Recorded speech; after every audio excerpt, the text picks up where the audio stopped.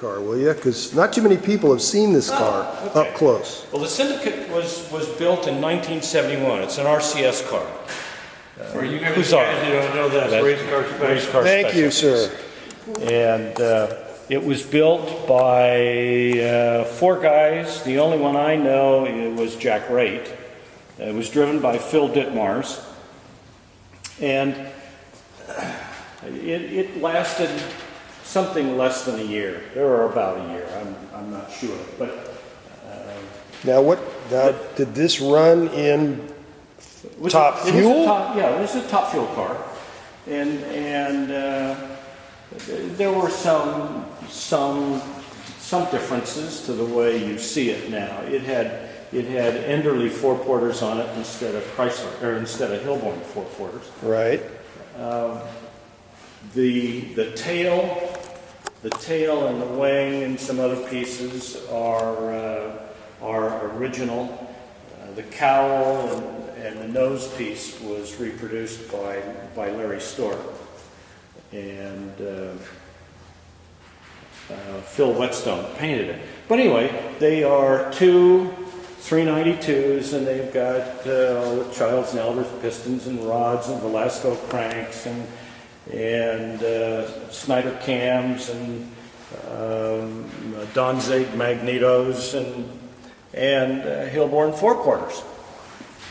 It's a neat car. It 250 inches long. Raider wheels. Raider wheels. I think there were only 6 sets. Wasn't that right, Thomas? I can't believe that Billy Pitts actually knew what that was. Of course, I knew what it is. Yeah, that's just like beyond. It's like, come on.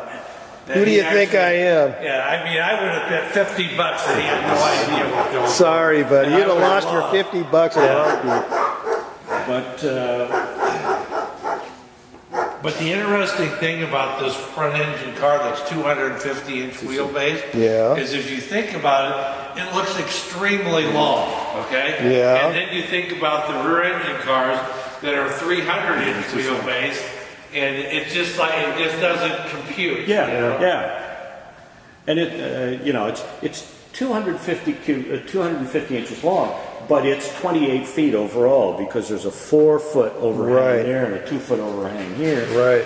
One of the few cars that you see where the nose actually protrudes beyond the front wheels.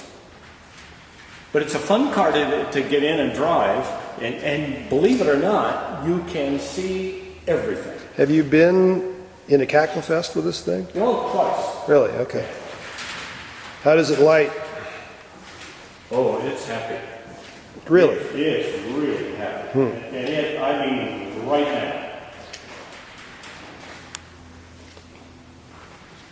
The biggest problem is moving it around. Yeah. We have, I think it's right here.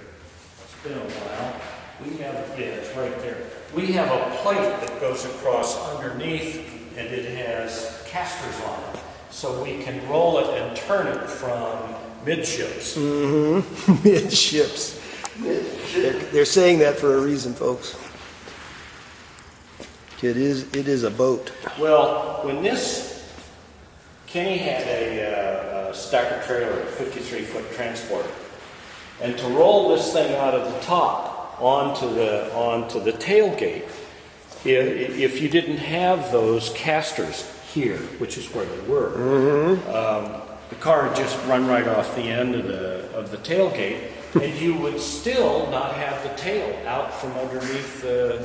It was quite a sight at the, what was it? It was either the Winter Nationals that one year when it was kind of rainy and we couldn't do much on that particular... You guys came out of the transport and this thing was like, whoa, look at the nose hang out.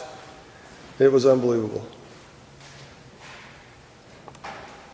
Okay, now we're going to move over to Poison Ivy, and Jay's going to tell us about Poison Ivy and the history of it as he knows it. Well, the Poison Ivy was built in 1964, and I think initially raced in 65. But it was built by the Martinez brothers, and there were 3 of them, Roberto, Gilbert, and Manny Martinez, and another guy by the name of Matthias Ponce. And they were collectively known as the Eagle. And if you take a look at San Diego cars, they all have this odd little eagle that was on the car. Baltus has it on his car, and Levitt had it on his. Yes, he did. And so on. But anyway, it's the same Martinez brothers and the Eagle.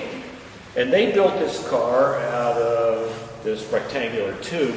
The rectangular tube only goes to the motor plate, and from that point on at the back, it's a regular round tube. But it's a 331, and that's all they ever raced in the car when they were racing it. The Miller in the Martinez and Miller is Ted Miller, the same guy that did all of the paint work and whatnot on the Smirnoff originally. And he too did several of the San Diego cars, paint and so on and so forth. But Ted had a sense of humor with this particular car. You remember the original paint job on it? Yeah, I do. And in fact, it was somebody came to me amazing. at lunch today and made a comment about that. Was that you, Tommy? That it was originally a light green? Yes. Yeah, but it was a layered light green with leaves all through it and everything else. You know, they had a weird collector on the header, and they had a machete for emergency brake and so on. What would you think about this nose tip and the way it's built? I think you have it was just a sign of the times in the early 60s, where they tried to make everything look like a weenie roaster. But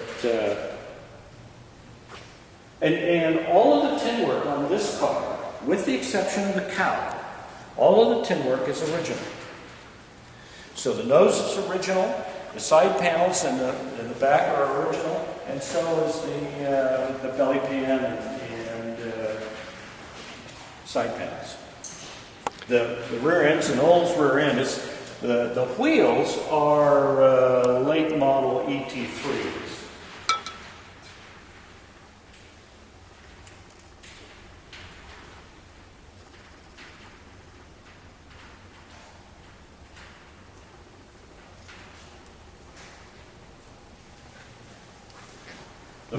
The front end of the car is all Willys, early Willys. That's good. That's what and it's. I mean, the axle, the radius rods, and the spring. I don't know about the spring, but the axle and the radius rods are Willys, and of course then the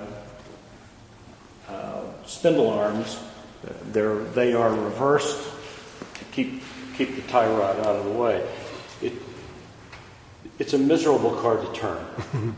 I mean, no matter which way you want to turn, left or right, it's just a bear. But Jay, back in the 60s, that's what you had. That's what spindles you had.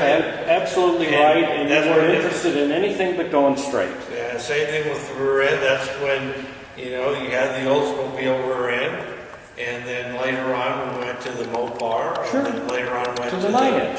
9-inch Ford.